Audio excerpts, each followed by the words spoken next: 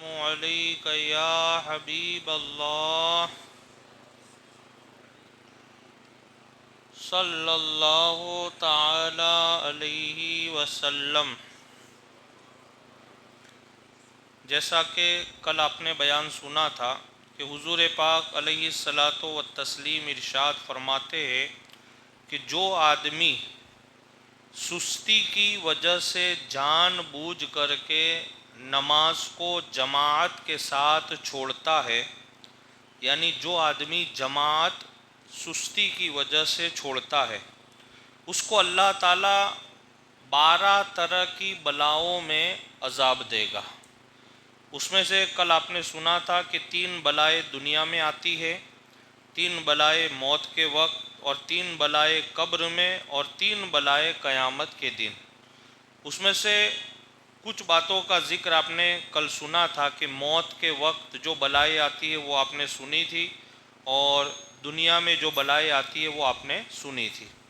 اس کے علاوہ جو آگے کا بیان کل باقی تھا وہ آپ سماعت کریں گے۔ سرکار دو عالم صلی اللہ علیہ وسلم ارشاد فرماتے ہیں کہ جو آدمی نماز کو جماعت کے ساتھ سستی کی وجہ سے چھوڑتا ہے، اسے 12 طرح کی بلاؤں میں عذاب دیا جائے گا۔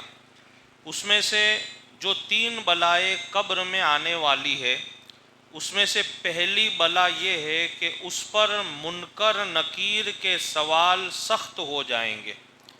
قبر میں جیسے ہم کسی کو دفن کرتے ہیں، اور دفن کرنے کے بعد جب ہم وہاں سے ہٹتے ہیں تو اللہ کے نظام کے مطابق وہاں 2 فرشتے آتے ہیں، جس میں سے ایک فرشتے کا نام منکر ہے اور ایک فرشتے کا نام نکیر ہے۔ وہ دونوں فرشتے آ کر کے سوال کرتے ہیں کہ تمہارا رب کون ہے، تمہارا دین کیا ہے، اور سرکار علیہ السلام کے بارے میں دنیا میں کیا کہتے تھے۔ اب یہ سوال جو ایمان والے اور جو نیک ہوتے ہیں ان سے بڑی آسانی سے یہ سوال ہوتے ہیں، لیکن جو لوگ اس طرح کے گناہ سرزد کر کے گئے ہوں گے کہ جنہوں نے جان بوجھ کر کے جماعت کو چھوڑا ہوگا، سستی اور کاہلی کی وجہ سے جماعت کی پرواہ نہیں کی ہوگی انہوں نے، ایسے لوگوں کو جب دفن کیا جاتا ہے تو ان کے ساتھ قبر کے جو سوالات ہیں وہ بڑی سختی سے ہوتے ہیں، اور وہ سختی ہمیں اور آپ کو صرف ہم بول سکتے ہیں اور سن سکتے ہیں، لیکن اس کی حقیقت کو ہم سمجھ نہیں سکتے۔ لیکن اتنا کافی ہے کہ سرکار علیہ السلام فرماتے ہیں کہ بڑی سختی سے اس پر سوال و جواب کیے جائیں گے۔ جیسا کہ آپ نے دیکھا ہوگا کہ کہیں کوئی ایگزام ہوتا ہے، وہاں سوال کے 2 انداز ہوتے ہیں۔ ایک ہوتا ہے بڑی سختی کے ساتھ کوئی پوچھتا ہے بتاؤ اس کا جواب کیا ہے، تو سامنے والا ایسے ہی گھبرا جاتا ہے کہ یار کیسے جواب دے، یہ دوں گا تو یہ ہو جائے گا۔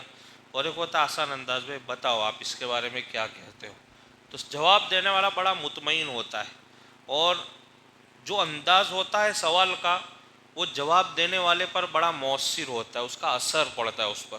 تو اب جیسا سختی کے ساتھ سوال کریں گے تو ظاہری بات ہے آدمی ادھر ادھر ڈگمگا جاتا ہے، اور جو صحیح جواب اس کو دینا ہے وہ اس کے ذہن سے نکل جاتا ہے۔ لیکن وہی انداز، وہی سوال اگر نرم لب و لہجے میں پوچھا جائے کہ بھائی بتاؤ آپ اس کے بارے میں کیا کہتے ہو، آپ کا نالج کیا ہے، آپ اس میں سے ایک جواب سلیکٹ کرو، تو آدمی بڑے اطمینان سے سوچ لیتا ہے، اور کم وقت میں سوچ لیتا ہے، اور اس پہ کانفیڈنس آ جاتا ہے اس کو کہ یہ جواب صحیح ہونا چاہیے۔ وہ فوراً بولتا ہے اور وہ جواب صحیح بھی ہوتا ہے اور وہ سلیکٹ بھی ہو بھی جاتا ہے۔ تو یہ انداز ہوتا ہے۔ تو اس طریقے سے قبر کے اندر بھی حالات ہوں گے۔ جب سختی کا مطلب یہ ہے تو یہ میں نے یہ سمجھا کہ اس طریقے سے سوال ہوگا سختی کے ساتھ کہ جواب دینے والا ڈگمگا جائے، لیکن جو لوگ جماعت کے ساتھ نماز پڑھتے ہیں اور جماعت کی اہمیت کو سمجھتے ہیں تو ان سے بڑی آسانی سے سوال ہونے والا ہے، اور جو لوگ جماعت کو سستی کی وجہ سے چھوڑتے ہیں ان کے ساتھ بڑی سختی سے سوالات قبر ہونے والے ہیں۔ اور دوسری بلا یہ ہے کہ اس پر قبر کی تاریکی بہت زیادہ شدت اختیار کر لے گی۔ دیکھیں قبر تو اندھیری جگہ ہے جہاں کوئی لائٹ یا کوئی ایسا ڈیکوریشن یا کوئی اور چیز کا انتظام ہے نہیں۔ یہ الگ بات ہے کہ سرکار علیہ السلام کا فرمان ہے نیک اعمال کر کے جاؤ گے تو تمہاری قبر کا اندھیرا تمہارے لیے اجالا بنا دیا جائے گا، لیکن شرط یہ ہے کہ نیک اعمال ہو ساتھ میں۔ لیکن عام طور پر جملہ طور پر قبر ایک اندھیری جگہ کا نام ہے۔ اب ظاہری بات ہے، ایک اندھیری جگہ ہو اور چھوٹی سی جگہ ہو، ہم بڑے مکان میں رہتے ہیں اور آدھے گھنٹے کے لیے جب لائٹ چلی جاتی ہے تو ہم کو تھوڑا بہت بھی اجالا چاہیے۔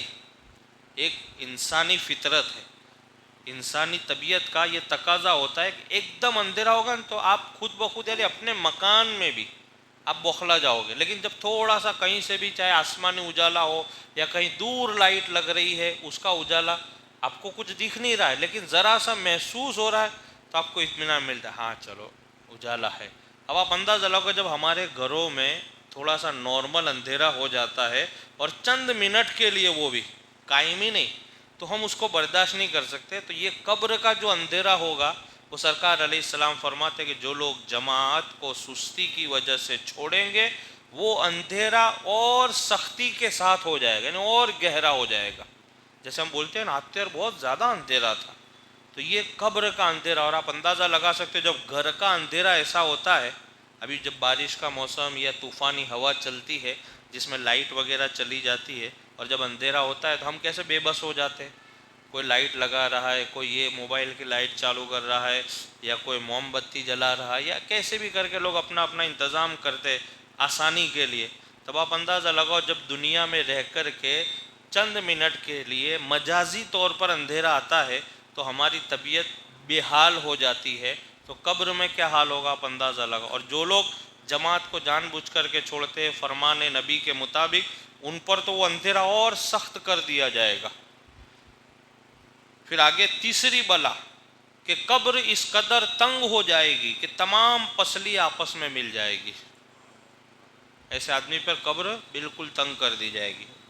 اور قیامت کے دن آنے والی بلاؤں میں سے پہلی بلا، اس کا حساب بڑا سختی سے ہوگا، ہم تو ایسے حساب نہیں دے پائیں گے۔ اب جب سختی سے ہوگا تو آپ اندازہ لگاؤ۔ اس میں بھی میں آپ کو زیادہ سمجھانے کی ضرورت نہیں، آپ تمام لوگ سمجھدار ہیں کہ کوئی حساب و کتاب جب ہم کو دینا ہو اور سامنے کوئی ہو اور بڑی آسانی سے اگر وہ لیتا ہے تو ہم بڑی آسانی سے حساب کتاب دے دیتے، لیکن اگر سامنے والا سخت ہو تو ہم کو پہلے ہی ہمارا مزاج کہتا ہے یار جو اکاؤنٹنٹ آنے والا ہے بڑا سخت ہے، بہت یہ تو بہت چڑیلے مزاج کا ہے، ذرا سا بھی غلطی ہوگی تو وہ ایسا کر دیتا ہے، فائن لگا دیتا ہے، یہ کرتا ہے، ہوتا ہے نا۔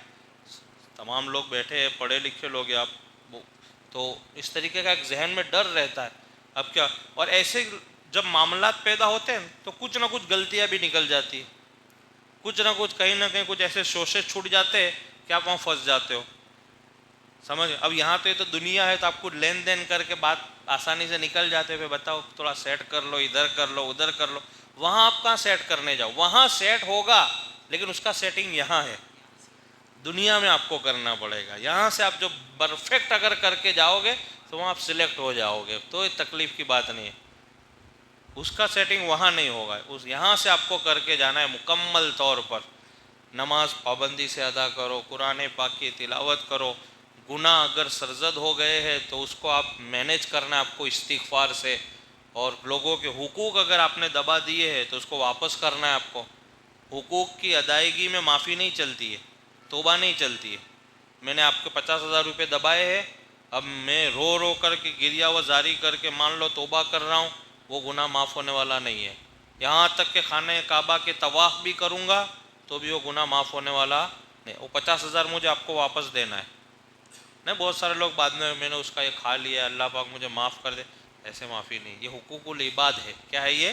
حقوق العباد ہے۔ حقوق العباد میں بندوں کا حق ادا کرنا ضروری ہے، جب تک بندہ معاف نہیں کرے گا اللہ تعالیٰ بھی معاف نہیں کرتا ہے۔ اس لیے حقوق کے معاملات میں بڑی آپ سختی سے رہے۔ آپ کا پیسہ چلا جائے تو جانے دیجئے، لیکن کسی کا 1 روپیہ آپ کے پاس آنا نہیں جانے۔ بہت سارے لوگ کرتے ہیں 50-10,000 روپے دو، پھر بعد میں اس کا کوئی ٹھکانہ نہیں ہوتا ہے، اس طریقے سے نہیں کرے، یہ بڑا سختی سے اس کا حساب و کتاب ہونے والا ہے، کیونکہ یہاں چل جاتا ہے، یہاں کچھ بھی کر کے لین دین کر کے آپ وہ کر، لیکن اللہ کی بارگاہ میں حساب و کتاب جب ہوگا تو اس وقت بندہ قاصر رہ جائے گا، آپ حیران و پریشان ہو جائیں گے۔ اس وقت آپ کہاں سے لاؤ گے جب یہاں دنیا میں ہم نہیں لا پا رہے ہیں؟ کچھ 5 روپیہ 10 روپیہ جب کم پڑ جاتا ہے تو اس کو مینیج کرنے کے لیے جب ہم انتظام نہیں کر پاتے تو وہاں آپ کیسے کر پاؤ گے؟ اس لیے سرکار علیہ السلام نے فرمایا کہ قبر میں جو میدان محشر میں جو آفت بلا آئے گی، جو لوگ جماعت کو چھوڑتے ان پر، اس میں سے پہلی بلا یہ ہے کہ ان کا حساب بڑا سختی سے ہونے والا، اور دوسری بلا یہ ہے کہ اس پر رب تعالیٰ کا غضب ہوگا، اللہ کا غضب نازل ہوگا، اور اللہ کا غضب یعنی یہ بہت بڑی بات ہے۔ تیسری بلا یہ ہے کہ اللہ رب العزت اس کو آگ کا عذاب دے گا، استغفر اللہ، سمجھ گئے؟ تو یہ اس طریقے کے 12 بلاؤں کا جو عذاب ہے ان لوگوں کے لیے ہے جو جماعت کو جان بوجھ کر کے سستی کی وجہ سے چھوڑتے ہیں۔